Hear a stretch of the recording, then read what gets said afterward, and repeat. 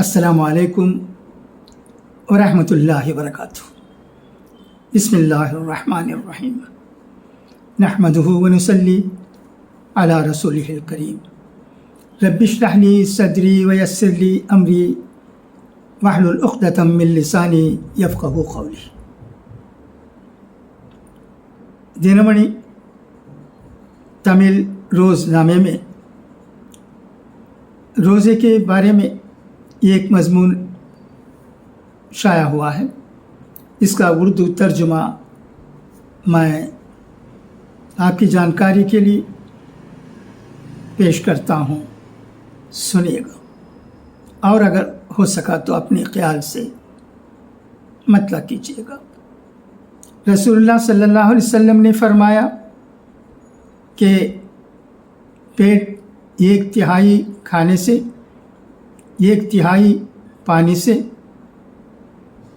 اور 1/3 سانس لینے کے لیے خالی ہو۔ اس کا اطلاق نہ صرف مسلمانوں پر ہوتا ہے بلکہ تمام لوگوں پر ہوتا ہے۔ ایسا لگتا ہے کہ بھوک محسوس کرنے والے اور خدا کا قرب حاصل کرنے والے مسلمانوں کا رمضان کا روزہ اب ایک فوڈ فیسٹیول بن گیا ہے۔ رسول اللہ صلی اللہ علیہ وسلم کا طریقہ بدل گیا ہے اور روزہ افطار کرنا کھانے کی دعوت بن گیا ہے۔ تفصیل سنیے گا۔ دیوالی، پونگل اور کرسمس کی طرح رمضان مسلمانوں کا تہوار۔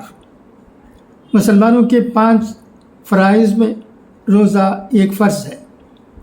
رمضان کے مہینے میں روزہ بھوک محسوس کرنے، بھوک میں بھی نظم و نسق کی پابندی کرنے اور خدا کا قرب حاصل کرنے کے لیے رکھا جاتا ہے۔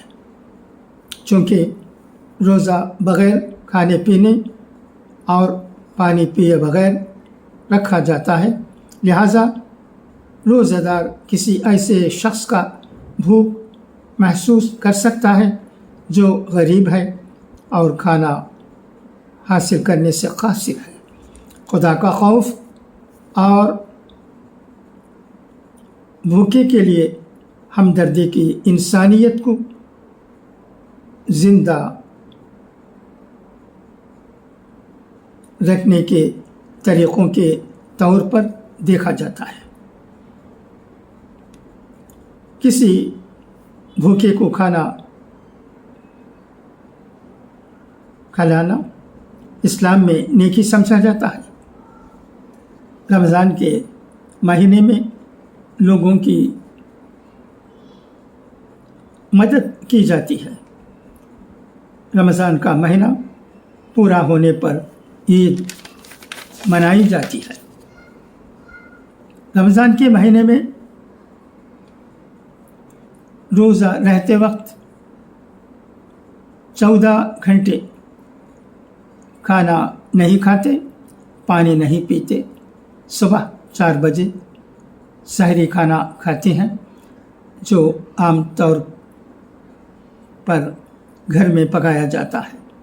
پھر دن بھر میں کچھ نہ کھانے اور پینے کے بعد مغرب کے وقت افطار کیا جاتا ہے، یعنی روزہ پورا کرتے ہیں۔ اس طرح روزے کے دنوں میں سحر اور افطار میں کھانا کھانے کا رواج ہے۔ اس میں روزے کا مقصد ضائع نہیں ہوتا۔ روزہ دار بھوک کو پہچان کر اور خدا کو یاد کر کے خود پر قابو پاتا تھا۔ اب افطاری کے نام پر کھانے کے میلے میں پھنس گیا ہے۔ فوڈ فیسٹیول ہوتا ہے۔ مختلف ریسٹورانٹ نے اب سحر اور افطار کا کھانا فروخت کرنا شروع کر دیا ہے۔ اس کے علاوہ مختلف رستاروں اور سڑکوں کے کنارے افطار نام سے افطار کھانا فروخت کیا جاتا ہے۔ یہ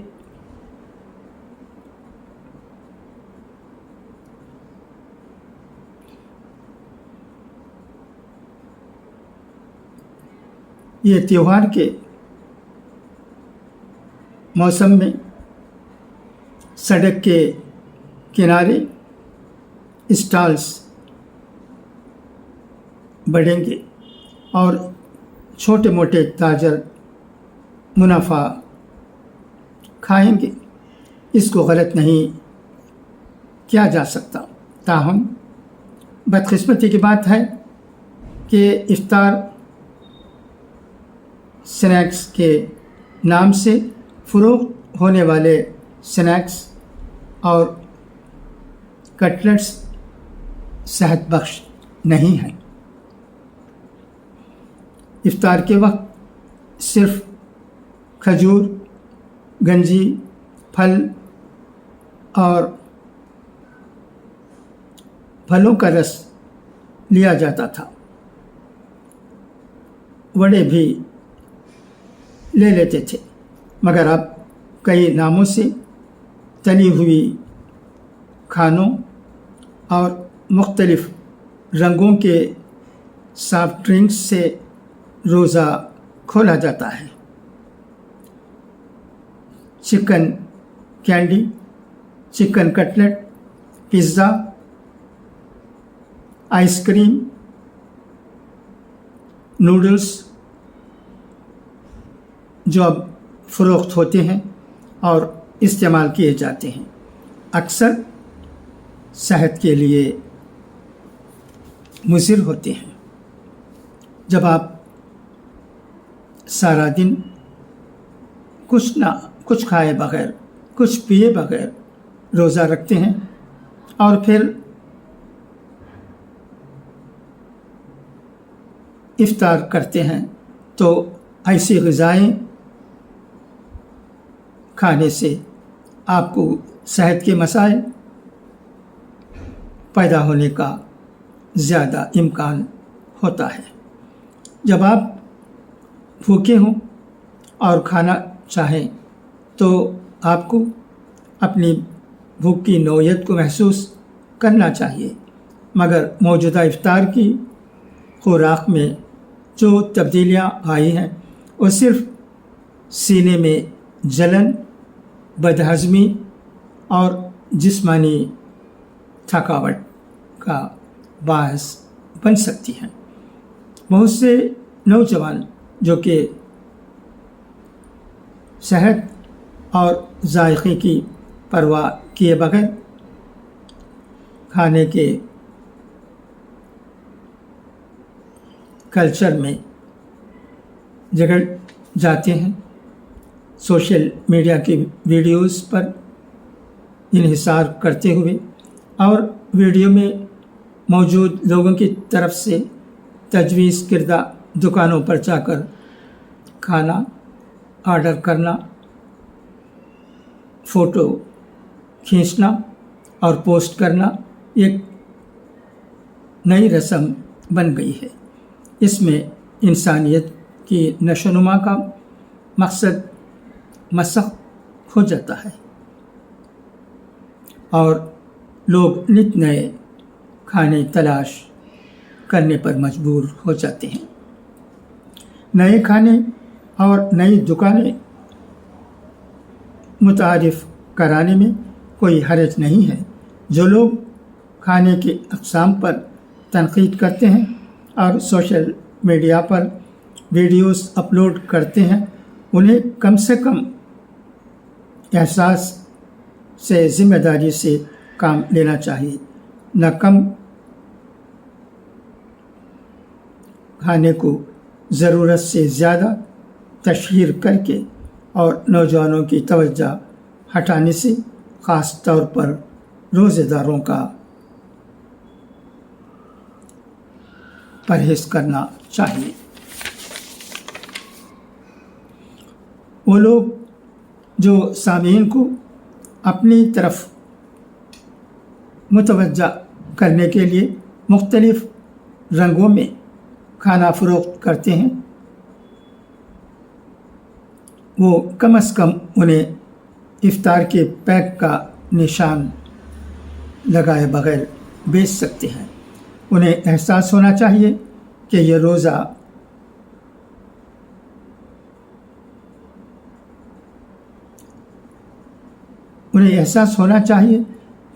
یہ روزہ رکھنے والوں کے مقصد کی توہین ہے۔ خیال کیا جاتا ہے کہ اگر آپ رمضان کے مہینے میں یہ نیکی کریں گے تو اس سے آپ کو کئی نیکیاں ملیں گی، ثواب ملے گا۔ عام طور پر مسلمانوں کے لیے رمضان کا مہینہ خرچ کرنے کا مہینہ ہے۔ وہ اپنے گھر اور برادری کے لیے نئے کپڑوں اور کھانے پر خرچ کرتے ہیں۔ اس کے بعد 1.5 مہینے میں پھر بقرعید کا تہوار منایا جاتا ہے۔ یہ بھی ایک تہوار ہے جس میں پیسہ خرچ ہوتا ہے، اس لیے متوسط گھرانوں کے مسلمان روزانہ دکانوں میں بکنے والی بہت سی چیزیں خرید کر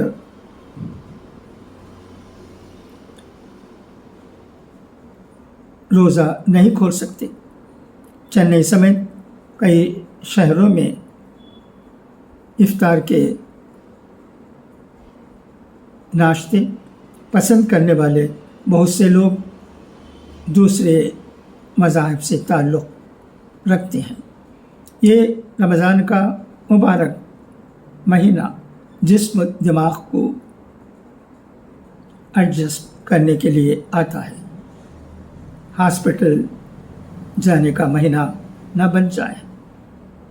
روزہ دار بھائیوں کے لیے ضروری ہے کہ وہ اس بات کو سمجھیں کہ روزہ دار دلیا، پھل اور پانی کی طرح سادہ طریقے سے افطار کرنا خدا تک پہنچنے اور ضبط نفس سے کام لینے کا اعلیٰ ترین مقصد ہے۔ رمضان کا مہینہ صرف پیٹ پالنے کا ہی نہیں بلکہ ایسا مہینہ ہے جو حقیقی تقویٰ اور صحت بخشتا ہے۔ امید ہے کہ جنمنی روزنامے میں شائع ہوا تمل مضمون کا یہ ترجمہ جو میں نے آپ کے سامنے ابھی پیش کیا ہے پسند آیا ہوگا۔ ہمیں واٹس ایپ میں کئی ایسی باتیں ملتے ہیں اس مبارک مہینے میں بھی جن میں کوئی معنی مطلب نہیں ہوتا ہے، مگر ہم خوشی سے کہہ سکتے ہیں کہ جنمنی میں شائع ہوا یہ مضمون جو روزے کے بارے میں ہے بہت ہی اہم ہے۔ اگر ہم مسلمان اس میں کہی ہوئی باتوں پر عمل کریں گے تو ہمیں بہت فائدہ پہنچ سکتا ہے۔ ہم دیکھتے ہیں کہ اس مبارک مہینے میں کئی لوگ بیمار ہو جاتے ہیں۔ کوئی کہتے ہیں بخار ہو گیا، کوئی کہتے ہیں سردی ہو گئی، کوئی کہتے ہیں کہ پیٹ میں درد ہوتا ہے۔ یہ اس لیے ہوتا ہے کہ ہم افطار کے وقت ایسی چیزیں کھاتے ہیں جسے ہمیں کھانے کی ضرورت ہی نہیں ہے۔ تلی ہوئی چیزوں سے پرہیز کریں۔ عمر رسیدہ لوگ وہی کھانے کھائیں جو جلد ہضم ہوتے ہیں، ورنہ ان کو تکلیف ہوگی اور اس کے بعد پچھتانے سے کوئی فائدہ نہیں۔ ہم دیکھتے ہیں کہ رمضان المبارک کے مہینے میں کئی لوگ بیمار پڑ جاتے ہیں اور کئی لوگوں کی طبیعت خراب ہو جاتی ہے۔ جیسا کہ میں نے پہلے بھی کہا اور پھر کہتا ہوں، تاکہ لوگوں میں یہ بات اچھی طرح دل و دماغ میں بیٹھ جائے کہ رمضان کا مہینہ فوڈ فیسٹیول کا مہینہ نہیں ہے۔ رمضان کا مہینہ روزہ رکھنے کا مہینہ ہے، عبادت کرنے کا مہینہ ہے، لوگوں کو مدد کرنے کا مہینہ ہے، اور بیکار کی باتوں میں لگنے کا نہیں، ہوٹلوں کی سیر کرنے کا نہیں۔ یہ اگر ہم سمجھ جائیں گے اور اس پر عمل کریں گے تو انشاءاللہ العزیز ہماری طبیعت بھی اچھی رہے گی اور ہم اس ماہ مبارک کو خوشی خوشی اچھی طرح گزار سکیں گے، اور اللہ کی قدوس، اللہ کی رضا، اللہ کی مہربانی حاصل کر سکتے ہیں۔ ہم روزے کے مقصد کو سمجھیں۔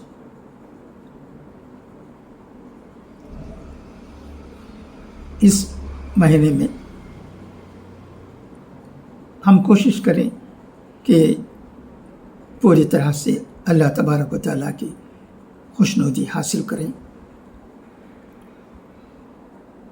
دعا ہے کہ اللہ تبارک و تعالیٰ ہم تمام لوگوں کو اچھی باتیں سننے، وہ جہاں سے بھی ملتی ہیں، اور ان پر عمل کرنے کی توفیق عطا فرمائے۔